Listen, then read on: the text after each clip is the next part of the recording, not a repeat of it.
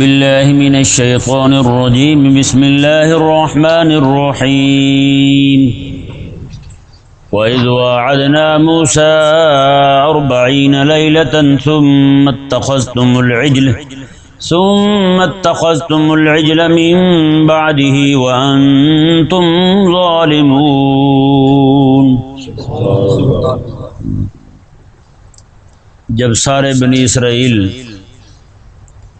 فرعونیوں کو غرق ہوتا دیکھ کر اور خود مطمئن ہو گئے کہ وہ تباہ و برباد ہوئے، اب بنی اسرائیل سارے حضرت سیدنا موسیٰ علیہ نبینا و علیہ السلام سے عرض گزار ہوئے، آپ اللہ تبارک و تعالیٰ کی طرف سے کوئی کتاب لائیے جس میں قوانین لکھے ہوں، شریعت لکھی ہو، تو ہم اس پر عمل کریں، ایسے زندگی گزارنا مناسب نہیں ہے۔ حضرت سیدنا موسیٰ علیہ نبینا و علیہ السلام نے بھی رب تعالیٰ کی بارگاہ میں عرض کی، مولا ہمیں کوئی کتاب عطا فرما جس میں تیری شریعت کے قوانین ہوں، ہم اسی کے مطابق اپنی زندگی بسر کریں۔ اللہ تبارک و تعالیٰ نے حضرت سیدنا موسیٰ علیہ نبینا و علیہ السلام کو 30 راتوں کے لیے کوہ طور پر طلب فرمایا، 30 راتوں کے لیے۔ حضرت سیدنا موسیٰ علیہ السلام وہاں تشریف لے گئے تو پیچھے حضرت سیدنا ہارون علیہ نبینا و علیہ السلام کو اپنی قوم پر اپنا نائب مقرر کیا۔ حضرت ہارون علیہ السلام جو موسیٰ علیہ السلام کے بڑے بھائی تھے، انہیں اپنی قوم پر اپنا نائب مقرر کیا۔ حضرت موسیٰ علیہ السلام نے وہاں 30 راتیں پوری اعتکاف بھی فرمایا اور دن کو روزہ رکھتے، رات کو قیام کرتے، 30 راتیں پوری۔ 30 راتوں کے بعد اللہ تبارک و تعالی نے 10 راتیں مزید بڑھائیں۔ انہی 10 راتوں کے اندر تورات شریف جو ہے وہ آپ پر نازل ہوئی۔ جب آخری یعنی 40واں دن ہوا، اس دن یہ کتاب پوری ہو گئی حضرت موسیٰ علیہ السلام پر۔ وہ تختیوں کی صورت میں، الواح کی صورت میں وہ آپ پر نازل کی گئی تھی۔ اب ہوا یہ کہ حضرت موسیٰ علیہ السلام صرف 40 دنوں کے لیے وہاں سے روانہ ہوئے ہیں، اپنی قوم سے الگ ہوئے ہیں، اور پیچھے اپنا نائب بھی چھوڑ کے گئے ہیں حضرت ہارون علیہ السلام کو۔ صرف 40 دن کے لیے گئے تو پیچھے ساری قوم بچڑے کی پوجا کو لگ گئی، صرف 40 دن۔ ہوا یہ کہ یہ سوال پیدا ہوتا ہے کہ آخر ان میں یہ جذبہ کیسے پیدا ہوا بچڑے کی پوجا کا؟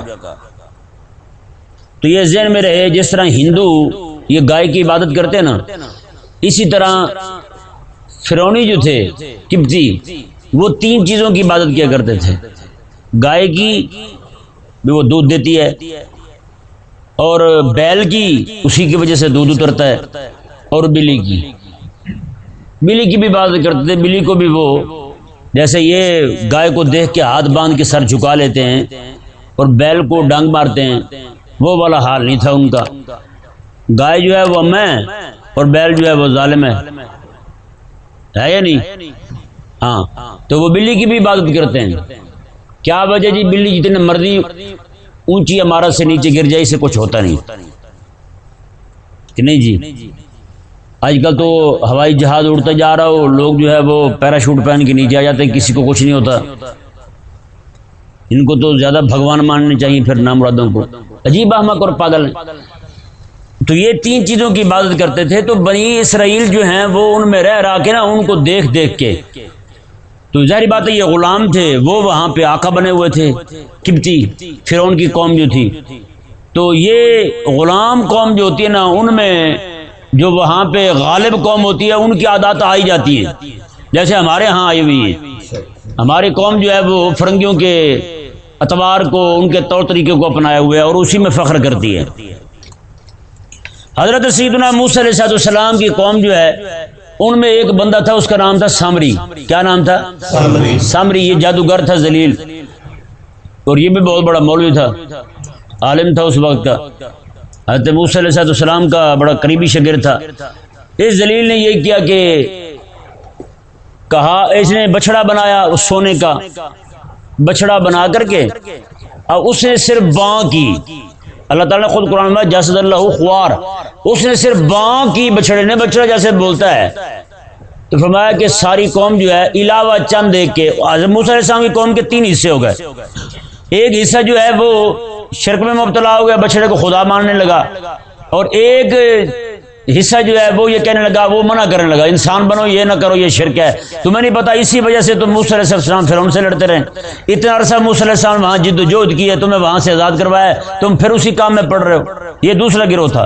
تیسرا گروہ وہ تھا، وہ کہتے تھے بھائی نہیں، ہم نہ ان کو کچھ کہتے ہیں نہ ان کو کچھ کہتے ہیں، صلح کلیے، جیسے آج کل ہوتے ہیں، ہاں جی فلانے نے ایسی حرکت کی ہے، اور نہیں جی میں تو شریف بندوں، میں تو کچھ نہیں کہتا کسی کو. یہ طبقہ جو ہوتا ہے نا، یہ بھی بڑا ذلیل ہوتا ہے. یعنی کہ دونوں سے صلح رکھنی، یعنی ان کو کہوں گا تو یہ ناراض ہو جائیں گے، ان کو کہوں گا تو وہ ناراض ہو جائیں گے. یعنی یہ جو صلح کلی، یہ بھی منافق کی ایک قسم ہے، یہ کسی کے ساتھ جم کے کھڑا نہیں ہو سکتا. یہ دونوں جانب، یعنی کہ وہ چھری ہوتی جو جس کا منہ دونوں طرف ہو، دونوں طرف سے کاٹتی ہے، ادھر بھی کاٹتی ہے ادھر بھی کاٹتی ہے، صرف اپنا تحفظ چاہتی ہے بس. تو ان کا حال بھی وہی ہوتا ہے.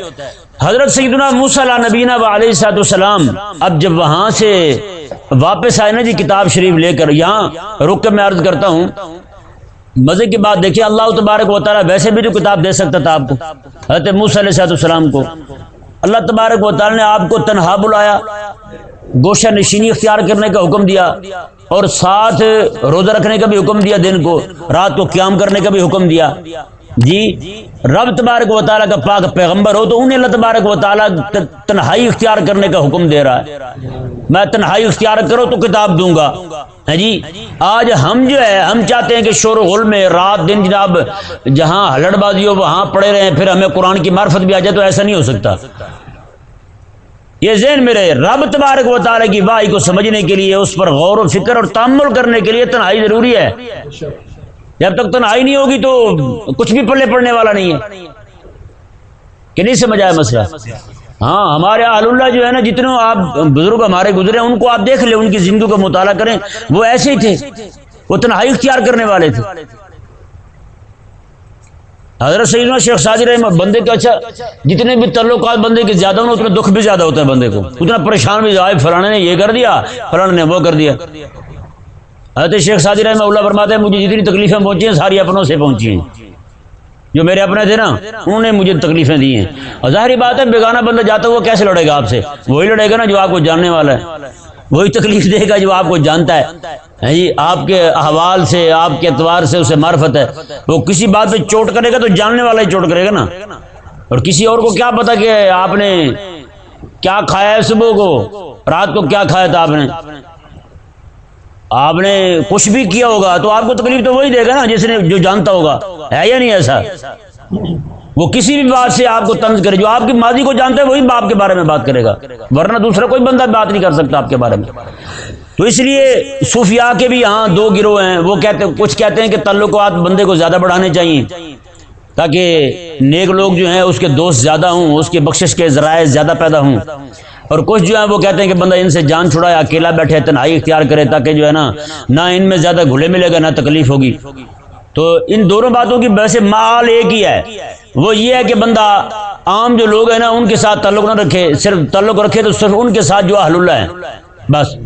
اہل اللہ جو ہیں وہ بھی اسے اسی راہ پر لگائیں گے جس راہ پر وہ خود لگے ہوئے ہیں. تو اس جو درد دین کا ان میں ہوگا وہ اس میں بھی پیدا ہوگا.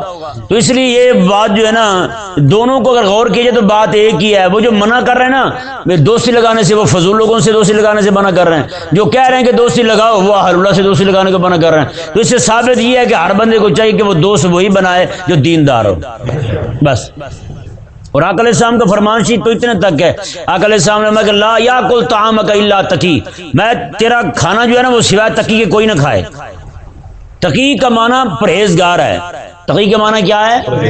پرہیزگار ہے. میں پرہیزگار بندہ تیرا کھانا کھا. مطلب کیا ہے کہ پرہیزگار بندہ جو آپ کا کھانا کھائے گا، آپ کا پکو آپ کی دعوت کھائے گا، اس سے جو اسے طاقت حاصل ہوگی، جو قوت حاصل ہوگی، وہ بھی دین میں خرچ کرے گا، رب تعالیٰ کی عبادت میں خرچ کرے گا، ذکر و فکر میں خرچ کرے گا، ذکر و شغل میں یعنی اللہ تبارک و تعالیٰ کی ذات میں مشغول ہو کر مراقبے کے اندر خرچ کرے گا.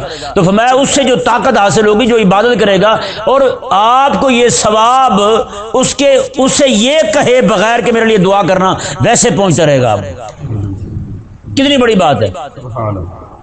تو اس لیے ہمیں بھی چاہیے کہ ہم اپنا کھانا کوشش کر کے اسے کھلائیں جو بندہ متقی پرہیزگار ہو، ہے یا نہیں؟ لیکن ہم تو روزہ بھی انہیں کھلوا رہے ہوتے ہیں جو بیچارے روزہ رکھے ہوئے نہیں ہوتے، جو خود بے روزگار ہوتے ہیں، ہے یا نہیں؟ سارے بے روزگار جمع کیے ہوئے ہیں، سب کو افطاری کروا رہے ہیں.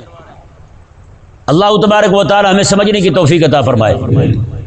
تو اس آیہ مبارکہ سے یہ معلوم ہوا کہ حضرت سیدنا موسیٰ علیہ نبینا و علیہ الصلوۃ والسلام جو ہیں، آپ کو رب تبارک و تعالی نے کتاب دینے سے پہلے فرمایا کہ آپ اتنی دیر جو ہے یہاں پہ مراقبہ کریں، آپ اتنی دیر یہاں بیٹھیں، تنہائی اختیار کریں، لوگوں سے دور رہیں، کنارہ کشی کریں، آپ اجرت نشینی اختیار کریں تو میں آپ کو کتاب دوں گا. آپ نے راتوں کو قیام کیا، ساری ساری رات، اور دن کے وقت آپ نے روزہ رکھا، تب جا کر کے اللہ تبارک و تعالی نے حضرت سیدنا موسیٰ علیہ نبینا و علیہ الصلوۃ والسلام کو کتاب عطا فرمائی. مجھے اچھا آگے چل کے بات کرتا ہوں. 3 حصے ہو گئے جی لوگوں کے، جنہوں نے، ایک وہ حصہ جو شرک میں مبتلا ہوا، دوسرا روکنے والا، اور تیسرا سلوکل. انہوں نے کہا نہیں جی چلتا رہنے دو، سارا کچھ چلتا رہتا ہے، کچھ نہیں ہوتا. حضرت موسیٰ علیہ السلام واپس آئے. اللہ تبارک و تعالی نے موسیٰ علیہ السلام کو فرمایا کہ جن لوگوں نے پوجا کی ہے ان کے قتل کا حکم ہے، یہ اپنے آپ کو قتل کے لیے تیار کریں. اور جو سلوک کلی تھے وہ تلوار اٹھائیں اپنے ہاتھ میں. ان کا رشتہ دار آگے سے ابا ہے تو یہ ابے کے گلے پہ چھری پھیریں، ان کا رشتہ دار آگے سے بیٹا ہے تو بیٹے کے گلے پہ تلوار چلائیں، ان کی رشتہ دار آگے سے ماں ہے تو ماں کے گلے پہ تلوار چلائیں. یعنی وہ جنہوں نے پوجا کی تھی انہوں نے توبہ کر لی، سب نے توبہ کر لی، ایک بھی بندہ بے توبہ نہیں مرا، سب نے توبہ کر لی. توبہ کرنے کے بعد چونکہ ان سے ارتداد ظاہر ہوا تھا، مرتد ہو گئے تھے، اللہ تبارک و تعالی نے انہیں پھر بھی سزا دی، انہیں پھر بھی سزا دی کہ مرتد کی سزا کیا ہے؟ قتل ہے. کیا ہے؟ مرتد واجب القتل ہے جو دین کو چھوڑ دے. تو وہاں پہ انہوں نے اپنے آپ کو سزا کے لیے پیش کیا، سب نے توبہ کی. اور جو صلح کلے تھے ان کی توبہ کی صورت اللہ تبارک و تعالی نے یہ مقرر فرمائی کہ یہ لوگ جو ہیں جنہوں نے کہا بھی ٹھیک ہے چلتا ہے سارا کچھ، انہیں رب تبارک و ان کی توبہ کی صورت یہ مقرر فرمائی کہ یہ ان کو قتل کریں گے جن کے رشتہ دار تھے. ہر بندہ تلوار اسی کے گلے پہ چلائے گا جو اس کا رشتہ دار ہے، باپ ہے، بیٹا ہے، بھائی ہے، بہن ہے، ماں ہے، جو بھی ہے. تو اس طرح کر کے ادھر انہوں نے قتل کرنا شروع کیا، ادھر حضرت موسیٰ علیہ السلام نے رب کی بارگاہ میں ہاتھ اٹھا دیے، مولا مہربانی فرما، کرم فرما. ہیں جی ادھر 70,000 بندے ان کے قتل ہوئے. اللہ تبارک و تعالی نے پھر فرمایا کہ موسیٰ جو قتل ہو رہے ہیں ان کی توبہ بھی قبول ہو گئی ہے، جو کر رہے ہیں ان کی توبہ بھی قبول ہو گئی ہے. 70,000 بندے، یہ مولا علی کی روایت ہے. حضرت مولا علی رضی اللہ تعالیٰ فرماتے ہیں کہ ان کے 70,000 بندے قتل ہوئے تھے.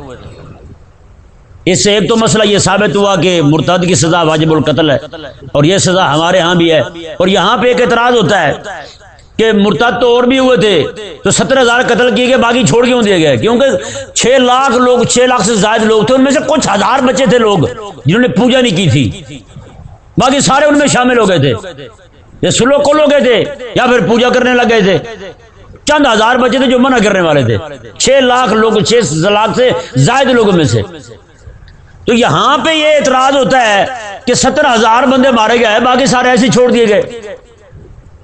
تو اس کا جواب حضرت امام رازی رحمہ اللہ نے دیا. آپ فرماتے ہیں یہ یہاں پہ بھی آپ ویسے سمجھیں جیسے کسی بندے نے کسی کو قتل کیا ہو، تو اس کے ورثاء جمع ہو جائیں عدالت کے اندر، قاضی فیصلہ کر دے اس کو قتل کر دو، تلوار کھینچ لی جائے، سونت لی جائے تلوار اسے قتل کرنے کے لیے، اس کی گردن اڑانے کے لیے. تو این تلوار چلتے وقت ورثاء کہہ دیں ہم نے چھوڑ دیا ہے، ہم نے معاف کر دیا ہے، تو معاف ہو جاتا نہیں ہو جاتا؟ تو مطلب جب ورثاء کے کہنے سے بندہ، قتل ہونے والا بندہ جو ہے، قاتل بندہ جو ہے، وہ اس کی معافی ہو سکتی ہے، تو وہ تو پھر خالق اور مالک ہے، وہ تو پھر خالق اور مالک ہے، اللہ تبارک و تعالی ہے جی. وہ چاہے تو وہ کیوں معاف کر سکتا ہے بھائی؟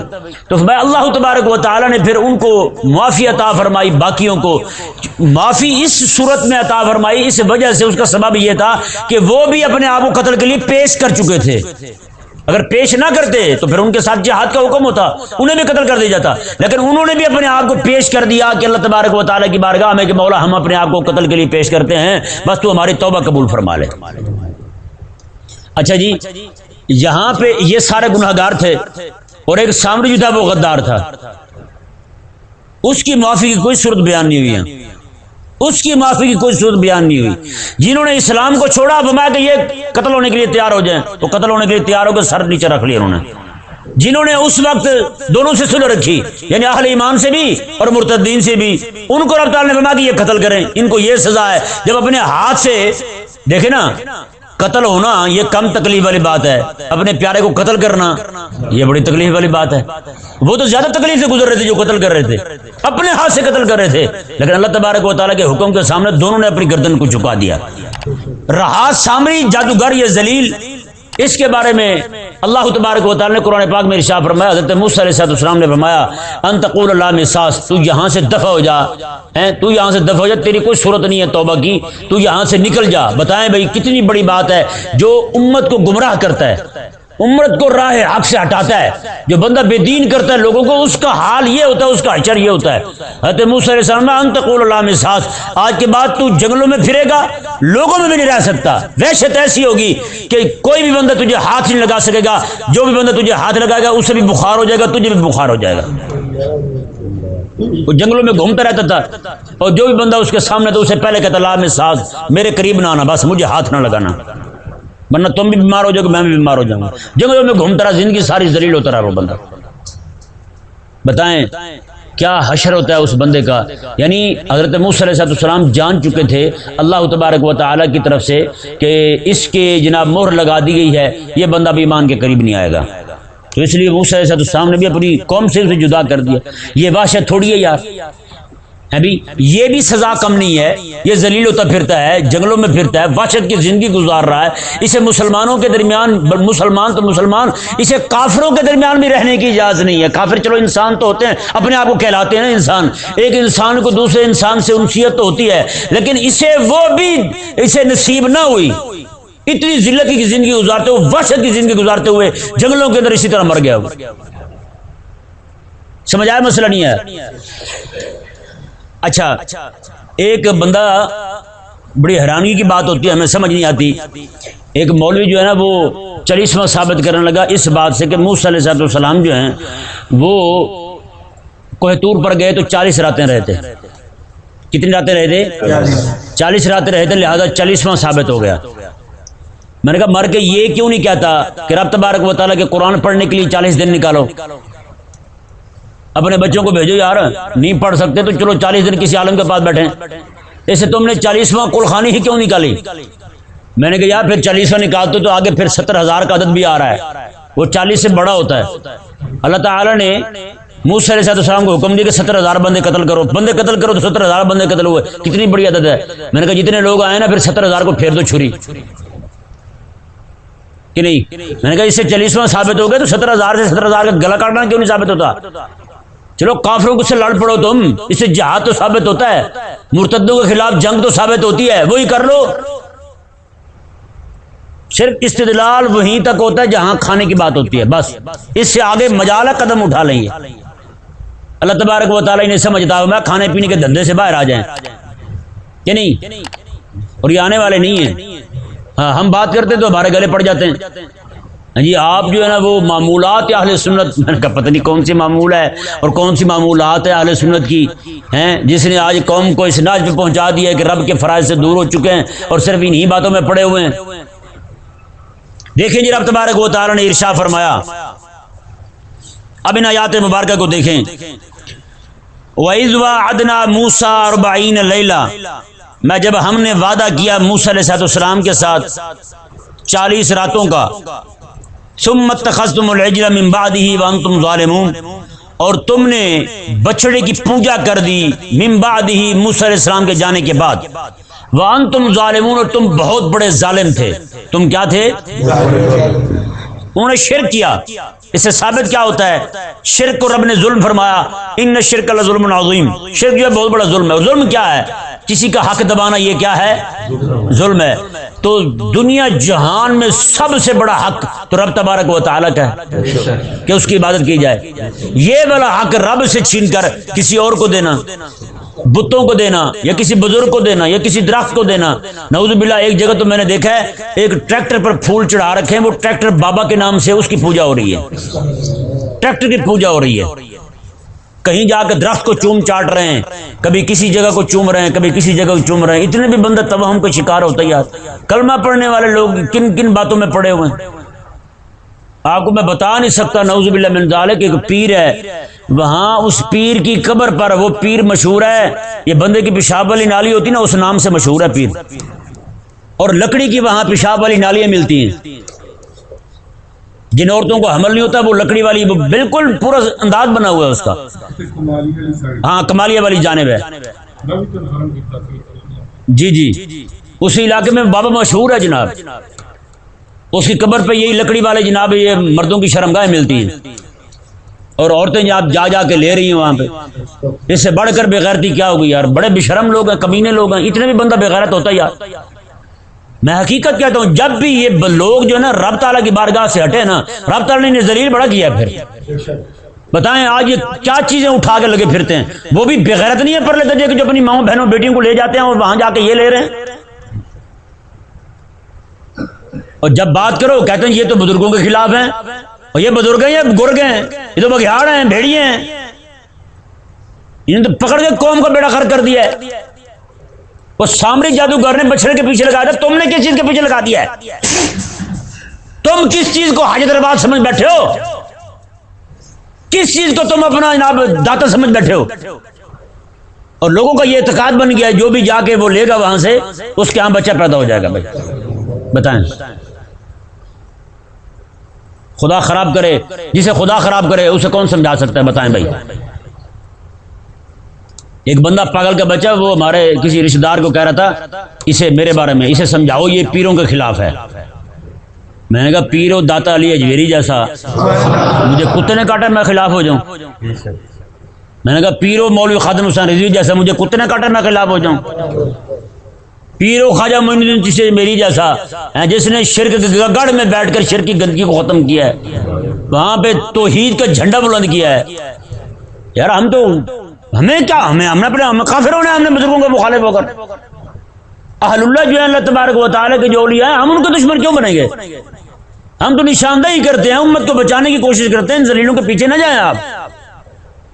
اور آپ جو نا یہ کوشش کر کے آج دیکھیں, یہ ان سے انوار صاحب سے پوچھ لیں یہ کیسے, یہ نیٹ پہ بھی یہ بات موجود ہے, مجھے کہ بندے نے بتایا. نوبت جب یہاں تک پہنچ جائے, لوگ جو ہیں ہم ہندوؤں کو روتے ہیں کہ ہندو جناب یہ بتوں کی پوجا کرتے ہیں. تم نے کیا کیا ہے؟ کون سی کمی چھوڑی ہے بتائیں؟ کس کس چیز کے پیچھے پڑے ہوئے ہیں؟ ہم چھوٹے ہوتے تھے اس وقت کسی نے مشہور کر دیا جی ایک کٹا ہے وہ دودھ دیتا ہے. کٹا کیا دیتا ہے؟ دودھ دیتا ہے. جو بھی عورت پیتی ہے اسے حمل ہو جاتا ہے. کہتے جی ایک ساس اور بہو دونوں, بہو کو حمل نہیں ہو رہا تھا, ساس اس کا شوہر فوت ہوا تھا, ساس کا شوہر فوت ہوا تھا, دونوں گئی کٹے کا دودھ پیا, دونوں کو مر ہو گیا. میں نے کہا تحقیق کرو ہوا کیا ہے, پورا واقعہ بتاؤ. میں نے کہا ایسا پاورفل بلیو ٹوتھ کٹا ہے, اس نے بہو سس کو بھی حمل ٹرا دیا ہے دلیل نے. اتنے بھی قوم بغیرت ہوتی ہے بتائیں بھائی, پاگل کے بچے نہیں ہوتے. تو دیکھیں جی رب تبارک و تعالی نے ارشاد فرمایا کہ اور تم نے ظلم کیا تو عبادت کس کا حق ہے بھائی؟ اللہ تعالیٰ کا حق ہے. ہاں اللہ تعالیٰ کا حق ہے, میں اسی کی عبادت کی جائے بس. اور اللہ تبارک و تعالیٰ نے فرمایا ثم عفونا من بعد ذالک, پھر ہم نے تمہیں معافی دی اس کے بعد بھی. یہ احسان بیان کیا جا رہا ہے ان کے سامنے جو یہودی تھے مدینے کے, میں تمہارے وڈیروں نے یہ کیا تھا, ہم نے پھر معافی دی انہیں, لعلکم تشکرون, تاکہ تم شکر گزار بن جاؤ. ہاں ہم نے پھر بھی معافی دے دی انہیں. اللہ تبارک و تعالی نے ارشاد فرمایا, آگے دوسرا انعام بیان ہو رہا ہے, وَإِذَا آتَيْنَا مُوسَى الْكِتَابَ وَالْفُرْقَانَ, میں ہم نے موسیٰ علیہ السلام کو کتاب بھی دی اور فرقان بھی دیا. فرقان کہتے ہیں حق اور باطل کے درمیان فرق کرنے والی شے. میں کہتا ہوں قسم خدا کی اس دور کے اندر جس بندے کو یہ چیز مل جائے نا اس سے بڑا ولی کوئی نہیں. جس بندے کو حق اور باطل میں تمیز ہو جائے, جس بندے کو اہل اسلام کے لیے خیر کیا ہے اور اہل اسلام کے لیے شر والی چیز کیا ہے اس میں فرق مل جائے, اسی میں فرق کرنے کی طاقت اور قوت مل جائے بندے کو, اس سے بڑی کوئی ولایت نہیں ہے یار. بندے کو فتنوں کی سمجھ آ جائے کہ اہل اسلام پر کون کون سے فتنے جو ہیں وہ اس وقت جناب ان کو جکڑ چکے ہیں اپنے اندر. ہمارے جو لوگ نہیں سمجھ پا رہے وہ انتہائی فتنے میں مبتلا ہیں یار. جو حق اور باطل میں تمیز نہ کر سکے، بتائیں وہ کون سے سمجھدار ہے، وہ کون سا دانا ہے، وہ کون سے مسلمان ہے، وہ کون سا مومن ہے؟ یہی تو ہوا ان لوگوں نے کیا، ان کو فرق ہی نہیں رہا. ایک حصہ جو ہے وہ حق پر رہا، باقی دو فرقے، دو ٹولے جو ہیں پورے ایک شرک میں مبتلا ہو گیا، دوسرا ان کو صحیح کہنے لگا، تو دونوں کا بیڑا غرق ہوا. تو بعد میں جو ہے وہ توبہ کی تو اللہ تبارک و تعالیٰ نے ان کی توبہ قبول فرمائی. تو بھائی ذہن میں رہے فتنے کو سمجھنا ضروری ہے. یہاں جو معاملہ ان کے ساتھ ہوا ہے وہ فتنے کو سمجھ نہیں رہے، فتنے کو نہ سمجھنے کی وجہ سے ان کے ساتھ یہ ہوا. اللہ تبارک و تعالیٰ نے ارشاد فرمایا لعلکم تہتدون، تاکہ تمہیں ہدایت ملے. اس لیے ہم نے کتاب بھی نازل کی اور فرقان بھی نازل کیا. کتاب بھی نازل کی اور فرقان بھی نازل کیا. یہ فرقان رب تبارک و تعالیٰ کی بہت بڑی نعمت ہے. بندہ مانگے رب تبارک و تعالیٰ سے، مولا ہمیں قرآن کی فہم بھی عطا فرما اور ساتھ فرقان بھی عطا فرما. جب بھی ہمارے سامنے فتنہ آئے نا، اور ایک طرف حق کھڑا ہو ایک طرف فتنہ ہو، ہمیں پتہ چل جائے مولا یہ حق ہے تیرا، یہ فتنہ ہے. اور آقا علیہ السلام کا فرمان پتہ کیا ہے؟ آقا علیہ السلام نے فرمایا قیامت کے قریب فتنے ایسے آئیں گے میں جیسے اندھیری رات آتی ہے ایک ہی بار چھا جاتی ہے. اندھیری رات میں کسی کو کچھ دکھائی نہیں دیتا. کریم آقا علیہ السلام نے میں قیامت کے قریب فتنے ایسے ہی ہوں گے کسی کو کوئی پتہ نہیں چلے گا. میں شریف سے شریف بندہ بھی حیران ہوگا، کھڑا ہوگا میں کس طرف جاؤں. بتائیں رب تبارک و تعالی نے ارشاد فرمایا وَإِذْ قَالَ مُوسَىٰ لِقَوْمِهِ، میں کہ جب ہم نے موسیٰ علیہ السلام کو، جب موسیٰ علیہ السلام نے اپنی قوم کو فرمایا یا قوم، اے میری قوم، انکم ظلمتم انفسکم، بے شک تم نے اپنے آپ پر ظلم کیا ہے. یہ جو تم نے شرک کیا ہے یہ اپنے آپ پر ظلم کیا ہے. جنہوں نے شرک سے نہیں روکا، شرک کو صحیح سمجھا ہے، انہوں نے بھی اپنے آپ پر ظلم کیا ہے. کس وجہ سے ظلم کیا جی؟ باتخاذکم العجل، تم نے بچڑے کو خدا بنا لیا ہے، بچڑے کو خدا بنا لیا ہے. فتوبوا الی بارئکم، تم اپنے پیدا کرنے والے کی بارگاہ میں توبہ کرو، اپنے پیدا کرنے والے کی بارگاہ میں توبہ کرو. اس توبہ کی صورت کیا بیان کی رب تعالی نے؟ فقتلوا انفسکم، تم اپنے آپ کو قتل کرو، اپنے آپ کو قتل کرو. آج اہل اسلام پر یہ الزام دیتے ہیں کہ جس بندے نے اسلام کو چھوڑا ہے اسے قتل کا حکم کیوں ہے بھائی؟ تو یہ کیوں ہے بھائی؟ یہ تو انہیں پر حکم نازل ہوا تھا، موسیٰ علیہ السلام پر نازل ہو رہا ہے حکم. یہ ہماری کتاب، یہ قرآن کریم میں تو بعد میں بیان ہو رہا ہے، پہلے تو ان کا قصہ بیان ہو رہا ہے. قرآن کریم سزا یہ بعد میں بیان کر رہا ہے، پہلے وہ بیان کر رہے ہیں. موسیٰ علیہ السلام کھڑے ہو کے اپنی قوم کے 70,000 بندوں کو قتل کروا رہے ہیں آپ. اللہ تبارک و تعالی نے ارشاد فرمایا یہ تمہارا اپنے آپ کو قتل کرنا، رب کی بارگاہ میں توبہ کرنا، ذالکم خیر لکم عند بارئکم، تمہارے پیدا کرنے والے کے نزدیک یہی تمہارے لیے بہتر ہے، یہی تمہارے لیے بہتر ہے. فتاب علیکم، فرمایا پھر اللہ تبارک و تعالی نے تمہاری توبہ کو قبول فرمایا.